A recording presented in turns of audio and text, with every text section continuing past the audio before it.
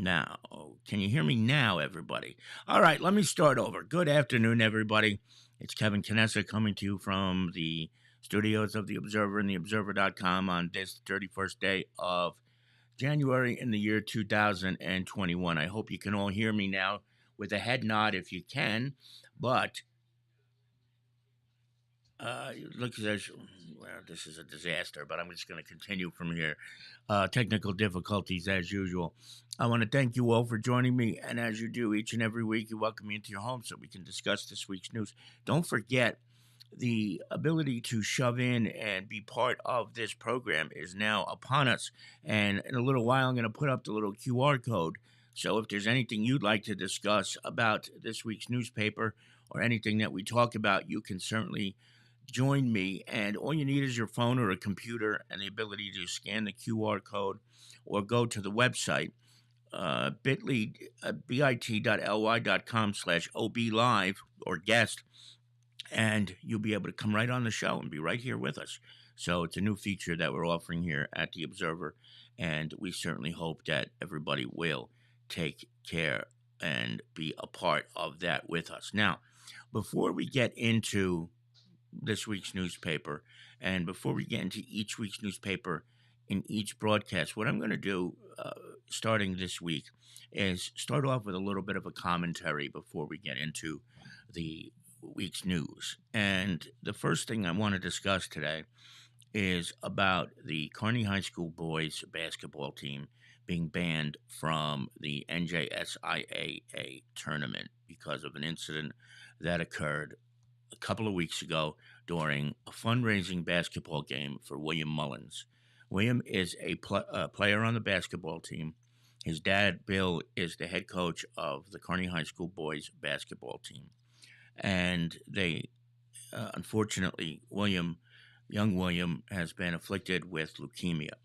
And the folks over at Kearney High School put together a fundraiser for William a couple of weeks ago, and there were about 500 or so people estimated to be there for this game.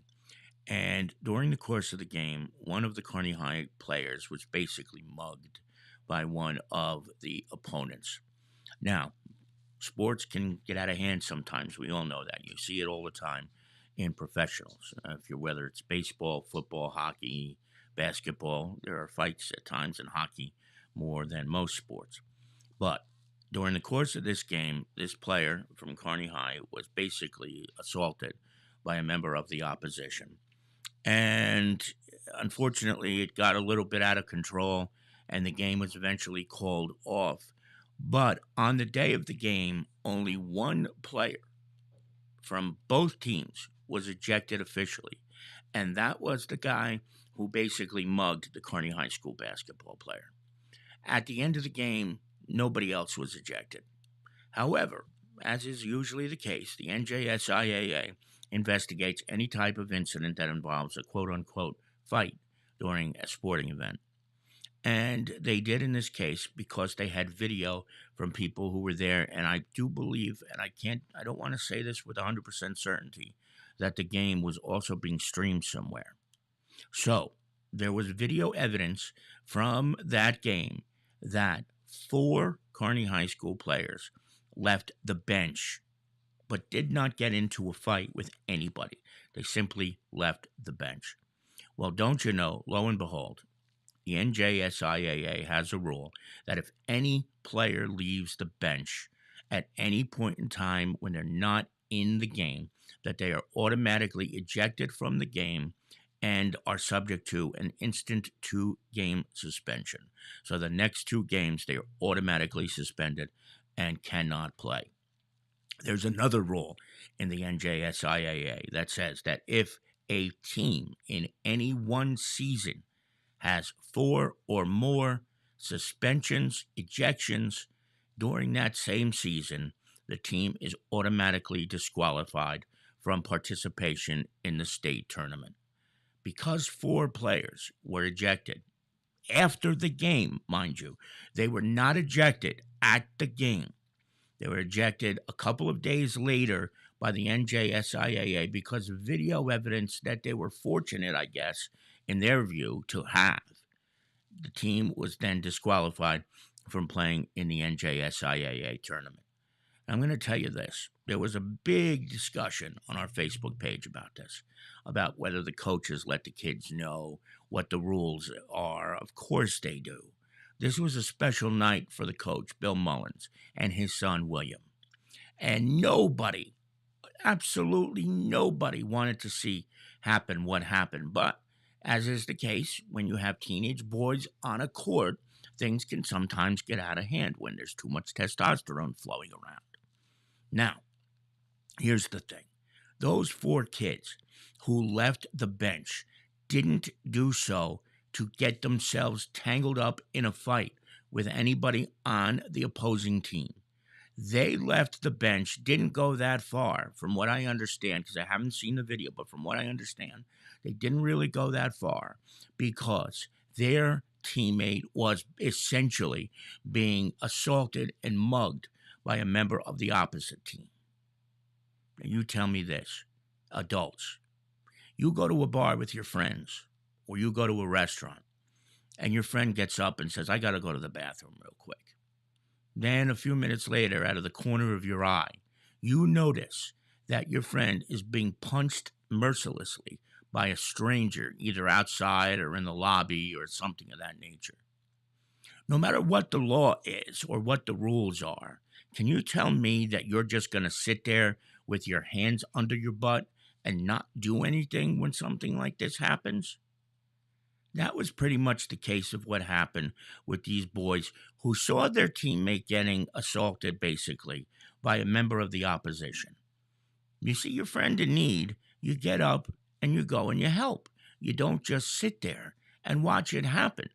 It's human nature to want to help somebody who is in serious trouble. And yet these kids are being penalized because this rule, which is open to discretion, is being applied literally to the law because they left the bench when their friend was in need and when their teammate was being mugged.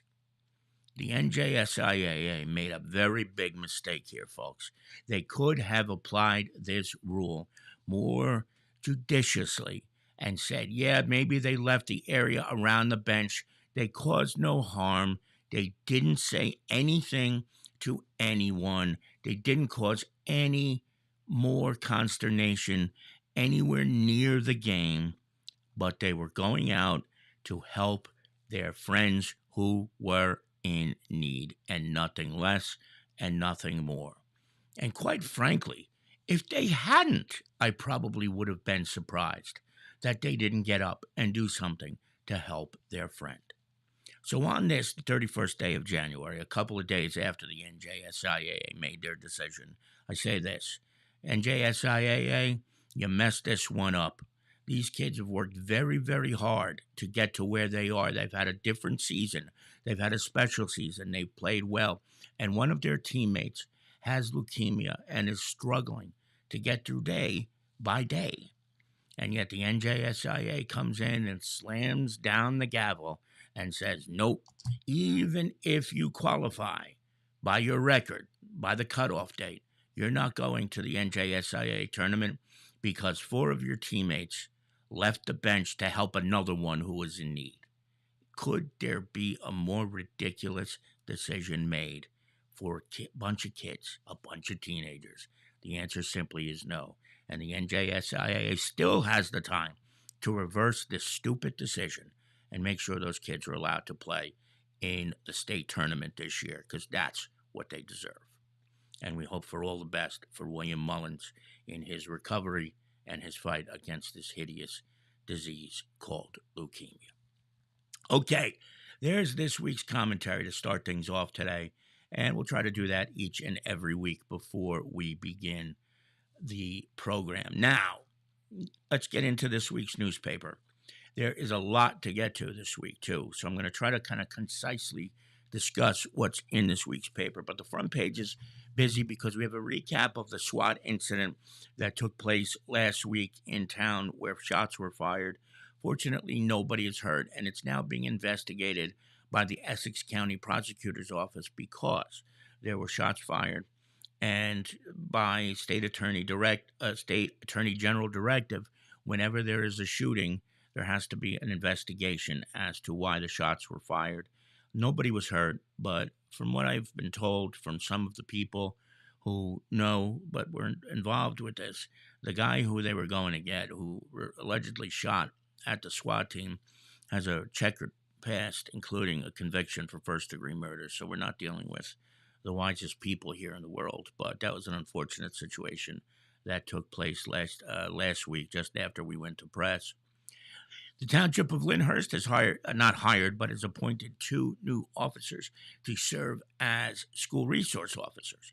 One is going to be completely involved in investigating crimes involving juveniles.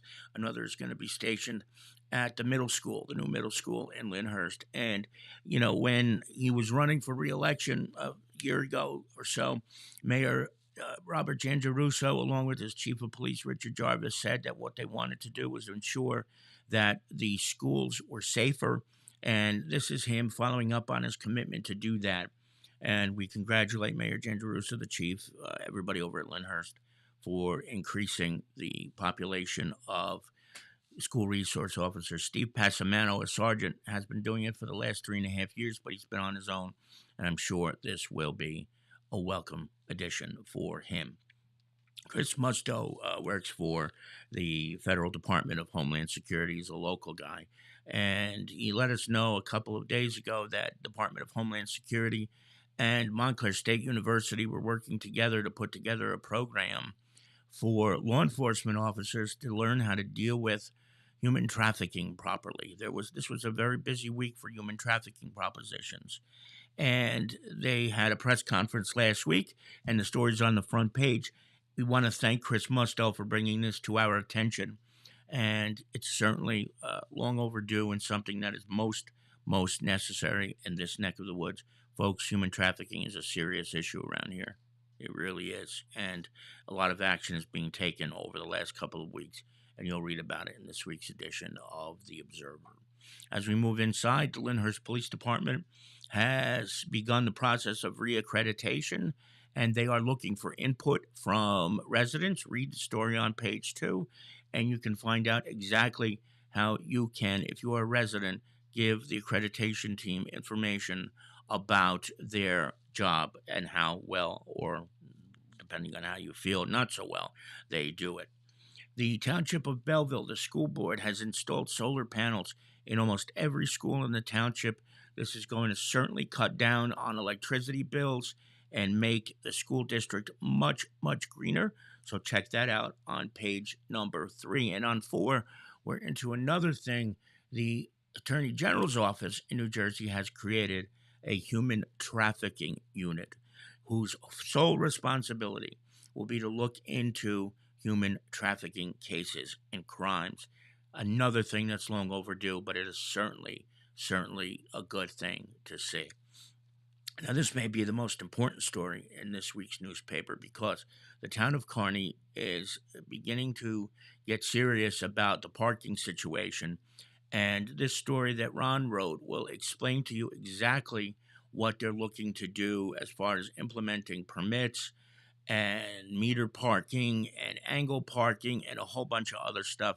And I believe one of the things that you'll be able to do soon, hopefully, if this all goes through to fruition, is pay to park without having coins. How many times are you on Kearney Avenue? You get to a meter, you got to pay with a quarter only, and you don't have any coins. Now, if all of these plans do come to fruition, you'll be able to pay with a cell phone and an app. And that's certainly welcome news, I'm sure, to most people who, like me, I don't think carry change on them at all. Read this week's editorial, folks, if you get a chance. It's about the Hudson Reporter closing down. There's a lot to this, and it's a very sad day where one of our competitors closed a couple of weeks ago, and we don't like it at all. It's a sad day when any time a newspaper closes down, and it's the nature of the beast of what has become of weekly newspapers. But I'm going to tell you this right now. It's not a good thing. The people of Hoboken, Secaucus, Jersey City, and Bayonne and most of North Hudson County, who these papers served, are at a loss without the Hudson Reporter around. And we'll see. We explain why we think it happened, and you can take a look at that. Tim Wagner has this week's police blotter, as he does every week. And this one was a very unfortunate incident that took place in Wawa, but you can read that for yourself. Super Sunday's coming up, and a couple of these places here. I think, let's see, what do we got? A Fire Pit and Pete's are having Super Bowl specials. Oh, I just said Super Bowl. Hope the NFL doesn't come after me. We're not supposed to say it, but I just did. And they'll be running a whole bunch of specials on Super Sunday. Our buddy Jason Bernstein has 3 sports stories, including what you see here, and then an athlete of the week. For the first time, we think in history, it's a swimmer from Nutley High School. I'm sure we've had a swimmer who's been the athlete of the week before, but it may be the first time ever from the township of Nutley. Now, don't forget, there are also 2 pages of classifieds, so hope you'll check those out. If you're looking for a job, if you're looking for a place to live, if you need a handyman or something like that, we're going to have it here for you. And this too, I wanted to just show you real quick. This is a whole bunch of the closings from Century 21, Semiow and Associates. They had a fantastic 2022 with their closings and sales, real estate wise, in Lyndhurst, Kearney, and the other towns that they serve. So congratulations to Fernando Semiow and all of his people there. Manny Ventoso's in the chat room too. Manny, good to see you. You have a good day too, buddy. Be safe out there. It's a miserable day out there, so please be careful on the road and keep yourself safe. All right, buddy. Thank you for coming by. Also want to thank Billy Rodriguez for popping by too. He was with us earlier. I don't know if he's still here, but he had mentioned too what we were talking about, the Kearney High School kids. These are brothers. They stick up for each other. But again, congratulations to Fernando Semiow as well. Now, I don't think anybody's going to come on the air, but I just want to show you this so that you know this is something that we have instituted now, and it's very, very easy to do this. So if I could just find it, that's the most important thing. You see this little QR code here? All you have to do is scan it, and I'm going to keep it up on the screen in subsequent editions and episodes of the Observer Live. But all you got to do is scan it, and you can come on live and join me right on the air here. It's the coolest thing, and it's free. If you don't have a phone with you and you're at home, all you have to do is type into a web browser of any kind, bit.ly/obguest, and you come right on the air. In fact, somebody is actually doing it right now. I'm not sure who. Oh, it's Lisa. Okay, let's put her on the air. Hold on a second. All right, just bear with me for a second while I get you on the air, okay? Bobby can get that. There she is, our lovely owner. How are you? How are you? Where are you? I'm right here on the other side of the office. Oh boy, you're right on the other side of the office. Okay, now you like this feature or what? This is perfect. It's very Yeah. simple. Yeah, it's very easy. You can come on the air. You got a lot of light behind you, so if you could turn the other direction, and it'll be much better. Like right there, that's perfect. Okay, there So you go. what's going on the other side of the office? Is the doggy there? Yeah. Oh, there, everybody can see Colt. There he Colt. is. Okay, everybody's seen Colt on Facebook before, but here he is in living color, moving around, and he's out looking out the window. I wonder what he sees out there. Is there a human? Or Possible. Oh, I don't know. he looks very, very entrenched, right? Well, So good what do you afternoon, think? everybody. I hope everyone's having a great day. Now, And let me one, ask you. I mentioned about the what happened with Kearney High and them being banned from the tournament. Do you agree? Do you disagree? Is it human nature to get involved when you see somebody you care about getting mauled?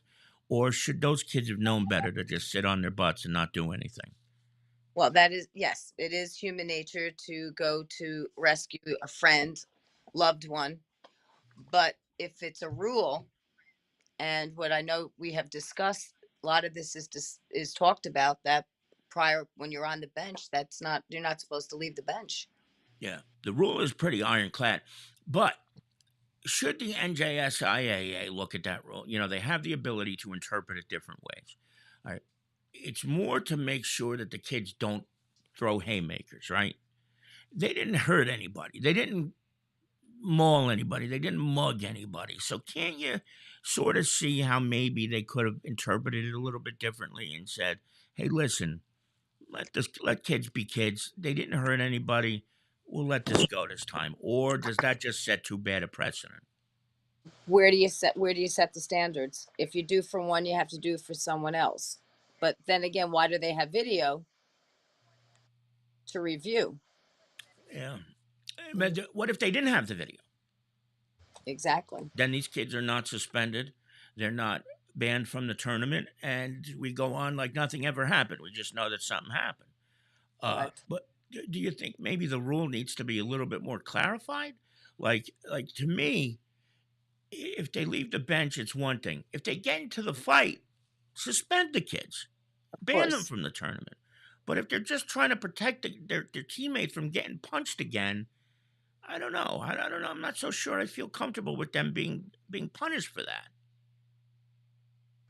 I'm not, me, I don't watch a lot of the sports anymore on TV. So but when I have, you know, a lot of things do occur on the field. A matter of fact, just past weekend, was it at the 49ers and Eagles? Something broke out on the field. It always does. Yeah, yeah. There's Uh, always, Where do uh, you draw yeah.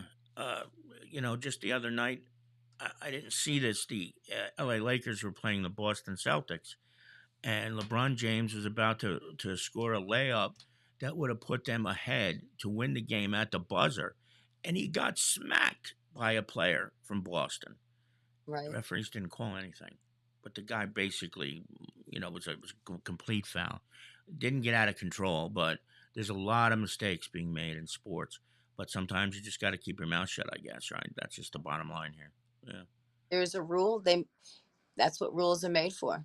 Yeah. You know, What else is it's going on up there? What are you doing? just getting through the day, going through classified, reaching out to different customers. Shouldn't people be calling you right now to take out classifieds? Pretty much Tuesday can be. The paper just came out, so we still have another week to go. Excellent. And that's Yeah, it. that's it. I'm glad you called in to demonstrate this to everybody out there. See what you That could all be playing part in? There you go. Very easy. Really? Yeah. I mean, we could do this. Why don't we do this every week? We'll have our little gathering together, and we'll have a little chat. Okay, All we right, could that do. sounds great.